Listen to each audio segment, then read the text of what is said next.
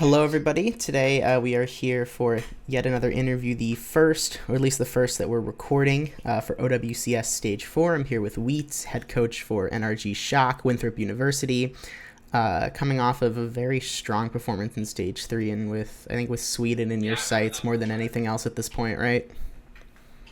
Yeah, Sweden is the main goal right now. It seemed like we kind of expected there to be like a very, the sort of a big three of you, Nightmare, Defiant, who all, aside from that grand finals match, which we'll get to, all had a bunch of close series. But I was really struck by Timeless, who is now kind of disbanded. Not sure where all the players from there are going. I know some of them are going to TSM.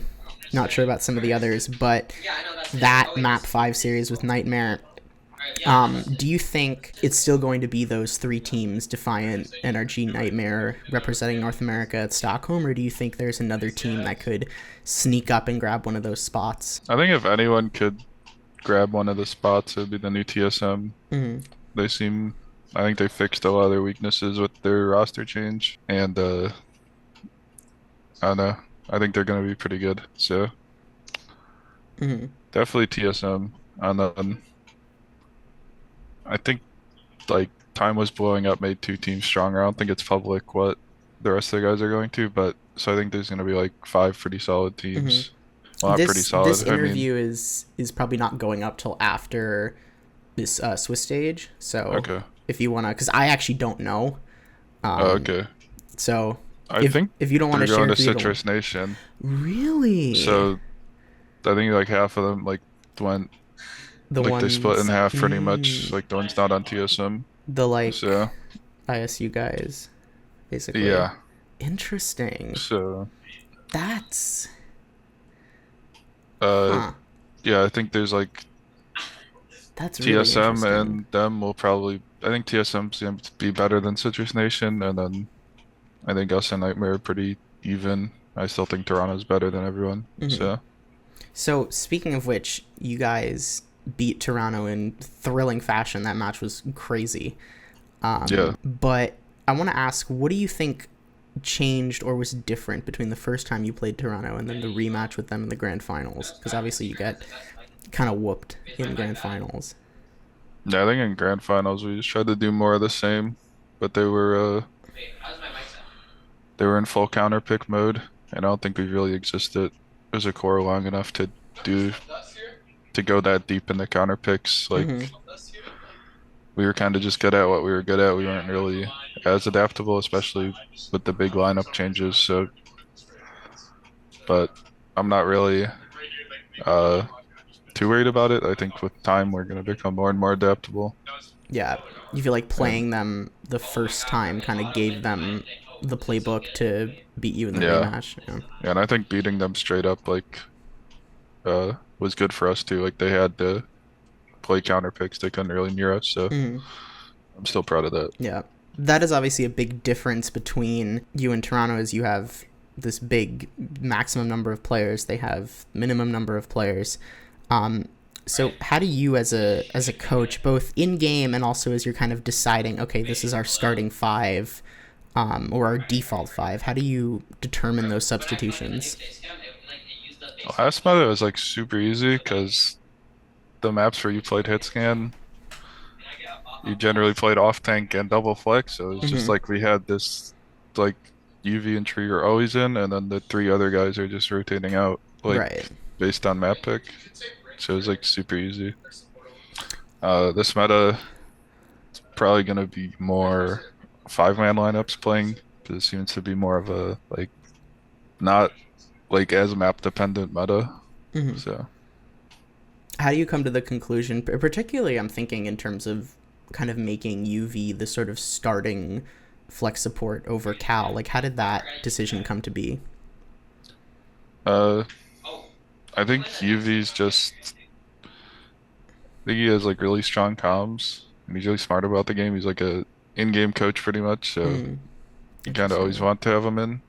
And then Cal's like super mechanical, so like when you can put him in, like his strongest suit is being able to just put him in and like you just have to aim and kill people on the off angle. Like you don't have to command a backline or like ult track and do all that stuff. Right. Like the Majet archetype, if you will. Yeah. Um, Speaking of UV, obviously a player that you've worked with for a very long time. I could ask, just because, you know, it's sort of an interest of mine. I could ask so many American Tornado related questions if I wanted to, but the only thing I want to ask is like, why do you think UV is sort of the last member of that team standing? With all respect to Wub, who's still playing, although has gotten incredibly unlucky this year in terms of being on teams that probably should make the group stage, but just haven't for a combination. There's always crazy stuff that happens to them. Yeah, it's unlucky. But with all due respect to him, he's still playing, but not necessarily at kind of the tier 1 level. Why do you think UV is sort of the last one standing of that group? Uh, I think he's always been like the brains of the operation and the hardest worker. So, Mm-hmm. and he just loves it. So he's still working at it, and he's never really changed his how much he grinds or how much he works. So it makes sense why he's still one of the best. Mm-hmm. Yeah. Um, so speaking of those new signings, how much like input did you have in those signings when you bring in Kellen, Attack, Tree, and UV? Were those your decisions? Were they Albert's? Were they someone else's? So for the tanks, we did tryouts like probably with like 8 people, maybe like 6 different tanks. Yeah, 6. And we really liked Kellen, and we're like, okay, well, speaks really good English. He plays a lot of tanks. And then we tried out Attack, and he was just like so mechanically insane at Sigma and Diva. They were like, all right, we probably need both of these guys. Mm-hmm. And then like we thought that was pretty much it, and we didn't really know what was happening with M80. Like there was a chance they could go get people. There was a chance, like we thought we might be in like a bidding war for Kellen with M80. Like that's in my head at one point, and then we found out M80's dropping out pretty much the day of roster lock, and then we're like, okay, we gotta get these guys. They're too good. Like Mm-hmm. so. Would that have been? I think this has been spoken on publicly by some people involved, but that those additional signings were basically you basically used Infected's buyout to sign those additional players, Uh, right? Like I roughly don't know if we speaking. specifically used Infected Spout to get the bigger roster, but I think I mean I'm not really told how the money works or like what our Right. exact budget is. I'm just like I'm not like informed about that kind of stuff. It's just like Albert kind of has the budget and that kind of stuff. So Mm. Yeah, I was just curious. Um, so are Kellen and Attack the first time that you've coached Korean players, or have you done it in the past? yeah, this is my first time Is there anything that having you Koreans. is there anything that you feel like you have to do differently with working with Korean players, either in terms of language barrier or, you know, expectations, or is it basically the same for you? I think it's with Kellen, he's like super good at English. Like so I can pretty much just treat him like a Western player. Uh, Attack doesn't speak as good of English, so I have to like think about how I tell him stuff a lot more, or like go through Kellen sometimes to tell him stuff. Uh, it's not too different. I don't think. I mean, compared to a lot of my previous teams, we definitely don't troll as much in scrims or like mess around as much. But I think that's also because we have like a lot of people that really want to win. Like, there's not really anyone that's just here for fun or like they're just playing because it's like their job, you know? Hmm. Is that something that sort of taking things more seriously? Is that something that you feel like has become more so the case in the last couple of months? Uh, yeah, I'd say so because well, I think it's like either one or the other where like people are completely trolling or like they're completely trying hard because there's not really there's not like enough money for people to play that don't really like care about the game. So I would say, okay, maybe not for everyone, but like for most people playing in OWCS, like you're either playing for fun or like because you really think you can win. So Right. So I want to ask a little bit. I want to talk collegiate a little bit. So in terms of your, obviously the asterisk with this is that like half of your Winthrop roster is also on Shock. Um, yeah, but what would you say your attention split is like percentage wise between OWCS and collegiate? uh, well, so far it's been 100% OWCS and like pretty much just showing up for match on Collegiate Mm-hmm. because last season everyone was so split up. But now since most of us, like literally only Infected is not on my team, we're actually gonna scrim as Winthrop. So uh, we're I think we're gonna scrim once a week. My apologies. Yeah, I just giggled at something I yeah, heard in the background. That's yeah. I think so. Winthrop, we're just gonna scrim once a week, mm-hmm. and then everyone's gonna scrim out WCS. We pretty much just have we're scrimming so Sam can stay up to date with the game and the meta. So Yeah. Um, do you think is that like thinking in terms of the collegiate program, does having that, having most of your team be on your WCS team, is that like helpful in I terms think of it is helpful because like a lot of times in match you like fall back on what you know.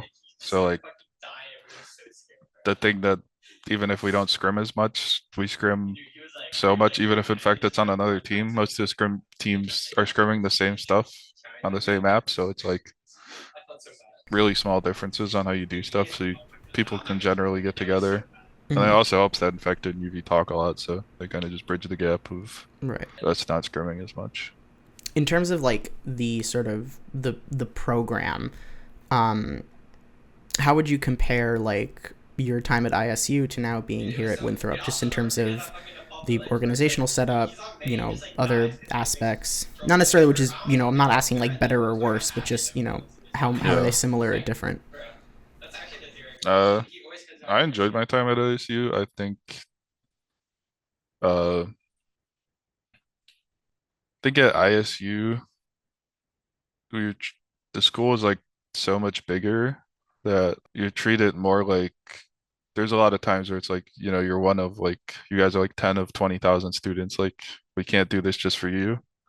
But at Winthrop, it's like you guys are like we're like rock stars. Like they'll do whatever for us pretty much. Like because it's a lot smaller school. So I think that's pretty big. But I think both schools are pretty similar in their goals of trying to like just build a really good program. Like I wouldn't really say anything bad about ISU, Mm-hmm. even though I'm here now. Yeah. Definitely seems like a little bit of a natural rivalry considering, some of the parallels with like OWCS teams, like some of the NRG players and some of the Nightmare players, and it seems to fit very well. So I have a question submitted by a fan here, um, and you could put quotes around that maybe. So this is from MrZeddus. Hmm. He asks, I'm assuming you're familiar.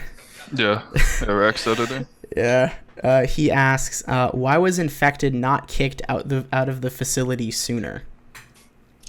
Uh, well, that's the thing. It's like we're still Winthrop, so it's like all the stuff about like us joking on infected and stuff. He's still like one of our guys. It's not like the only time we will move him out is during playoffs, just because it's like competitively not like there's no integrity if we're in the same room. Right. Yeah.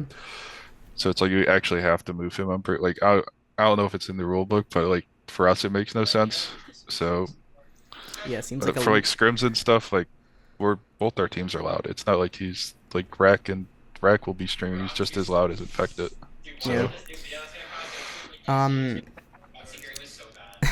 Yeah. That's funny. I don't know. I just asked Zedis. I was like, hey, do you have any questions, suggestions? And he hmm. he gave me that. So um Yeah, what's your how confident are you in your team's ability to go to toe to toe with Toronto this stage? Because I feel like okay, you beat them in upper finals, which was the same. They also lost in upper finals in like stage two to M80 or Yeah. something. And M80 never really got a second crack at them after that stage. So how are you feeling going into that? Because like obviously you're gonna probably play them eventually again. Yeah. I mean they're definitely beatable. They're really versatile and like the heroes they can pick though, which always makes it hard, but I don't know. Either like they've already made Sweden pretty much, so I'm not sure either they're gonna like lock in super hard and try and be perfect, or they're gonna like chill Mm, out and like treat Sweden as the big thing to lock in for. right. So maybe we'll see what Yeah. version we get to play against, but I I think mean, they're beatable. do you think even a chilling out Toronto Defiant could probably still win North America? Uh, well, yeah, I think they did this stage. Mm, I mean, they were obviously not taking us seriously, and then we beat them, and then they stay up all night lock in and whoop us in the finals. So mm-hmm.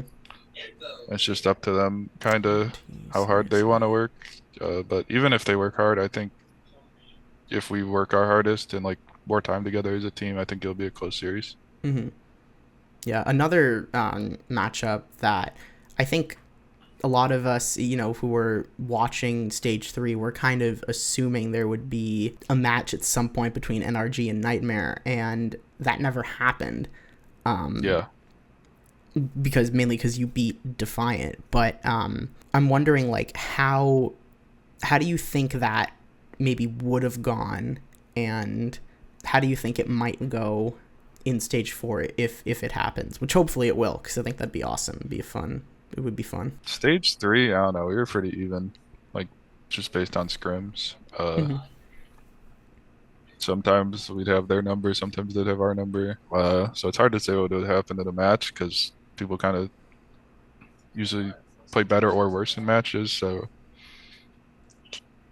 I mean, I think we would have beat them. Of course, I'm gonna say that, like, just based off scrims and stuff. But, Right. uh, and then this stage, probably close again. I think we're pretty similar at a lot of roles and, like, talent level. So it's just probably gonna be whoever shows up on match day.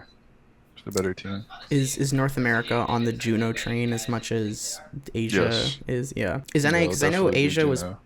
Sorry, and Juno will definitely be played. yeah, because I know Asia was playing like Juno main support with Ana, and then Europe was playing, and I think I saw it in COD too, like Juno.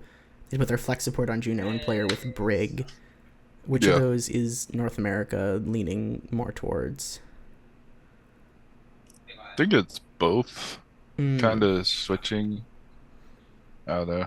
A lot of teams weren't really scrimming until the patch, so scrims are kind of starting up right now. But yeah. Obviously, you get the extra week of not having to, you know. yeah, by Which I skipping don't, Swiss. do you think skipping Swiss is a benefit, or do you think that going through that kind of helps keep you sort of sharp and engaged? I think it's really nice because you get to just keep scrimming and like focusing on practice instead of having to go in and out of game mode and practice mode. Mm, okay, Uh, interesting. and then like it's just like a relief to like it's we're not in like a stressful situation until groups, you know? Right. Yeah, that makes a lot of sense. Well, that's all the questions that I had. If there's anything else you want to share, anything you're thinking about going into stage four with Stockholm, kind of off there, not even in the distance, but just around the corner. Anything else you want to? Uh, no, I'm just excited to see how this tournament plays out. Yeah, I'm extremely excited. There's some weird roster stuff happening in Europe. North America seems relatively calm for now, as I Yeah, I say, know. knocking on wood here on Wednesday. But Europe's getting stupid. Um, Yeah, I think a lot of the EU teams are realizing they're gonna have to shake something up to yeah, beat the top three that's kind of established. I mean, that's kind of what's going on in NA too. It's like people kind of have to shake up stuff because the top three is kind of like Yeah. locked in. It's like So this is last shot, all or nothing, you know? and then a lot of those like lower teams have been together the whole time, like stage 1 through 3, like so Well, we'll we see will what see. happens. Yeah, we'll see what happens. This will probably go up at this. I mean, this will go up after the Swiss stage because editing takes time. And, you know, we're all students here. Yep, of course. Thank you. Bye. All right, see you.